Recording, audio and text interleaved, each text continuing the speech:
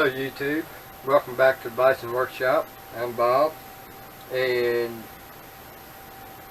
I just uploaded a video and I thought I'd come out and do another one on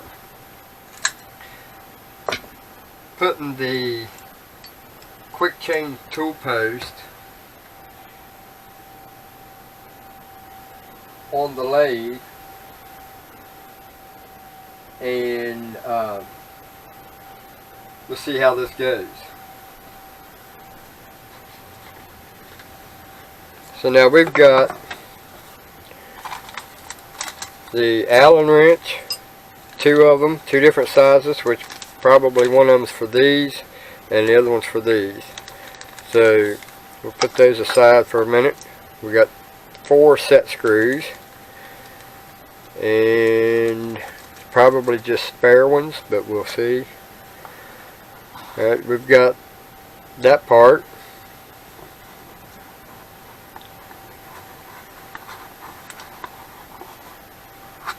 And then we've got this part.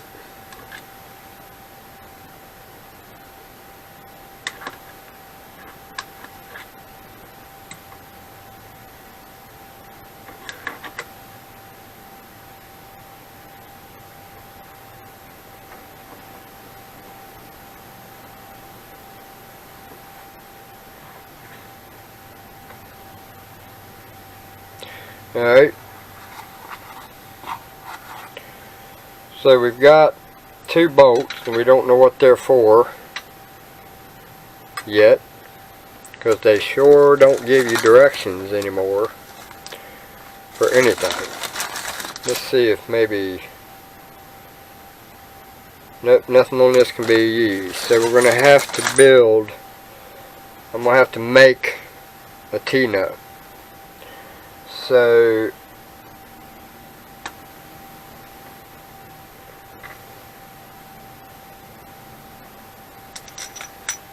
that's the bolt that we're going to use, and it's going to have to be shaved off a little bit. Alright guys, we made ourselves a T-nut for it, and it's a crappy one if you ask me. Really loose, but we went ahead and put that on, and I threaded it for 10 by 1.50, and when we tightened it down before, this here was hard to turn, so it still is hard to turn. And what I had to do to make that not so hard when it's tightened enough to work is I had to put a washer in here.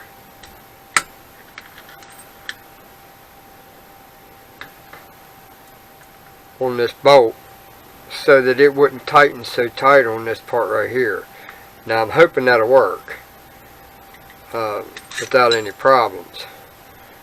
So these things are not machined very good. These little tiny quick change tool post.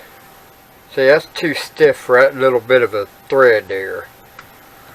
Yeah, that's just waiting to happen. That's waiting to break. I had one of these, and I don't think you're supposed to put grease down in there, because you don't want it moving back on you with vibration. So I may have to put a bigger washer in there maybe, but I'm afraid that thing's going to break. So right now the best way to do it is loosen it just enough to where it takes the tension off of it, and tighten it that way. So we'll go ahead and put us a tool holder on it,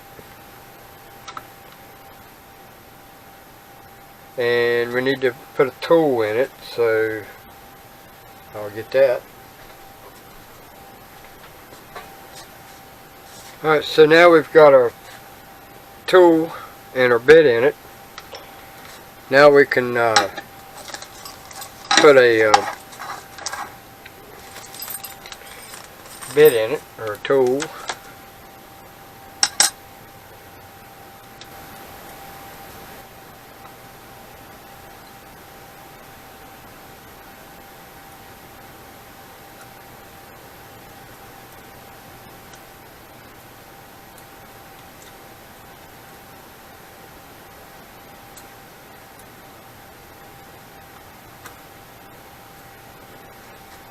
Alright, so now we've got our tool bit in there. Now we need to set our angle, and I believe, as soon as I find my wrench, I've got that set.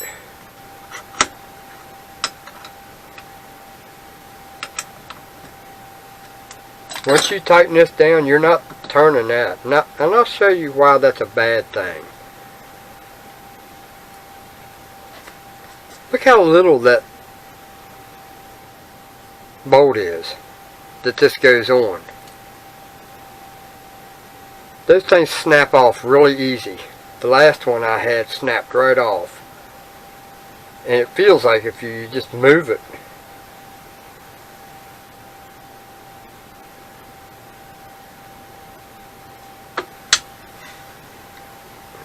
So now we got to adjust the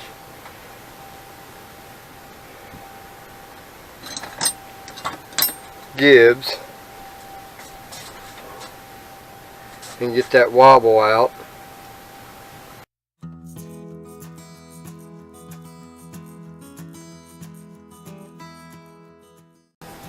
Alright, so there's that. We got tailstock on. And that's pretty much going to do it for this video. So now we've got all four of these. This is the boring bar holder. Then you've got cutoff blade holder. And another tool holder. And there's going to be 6 of these. All these will be going with the lathe. The only difference between the rest of them is you got a forward facing one, a center one, then you got a right, a left, and different angles. So I'll pull them out in the next video and show you what we got going on with that. But for now we're going to put this one in, which is going to be the most common one used anyway. So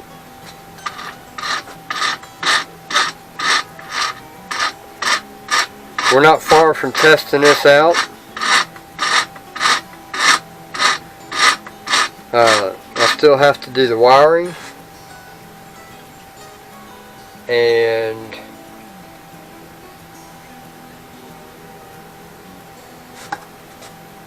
you know, you can adjust these gibs and adjust these gibs and you'll never get it right.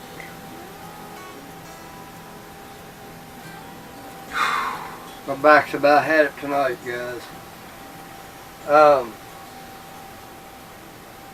So I think that'll work. My machining has a lot to be improved, I can tell you that. That was the suckiest T-nut I ever made.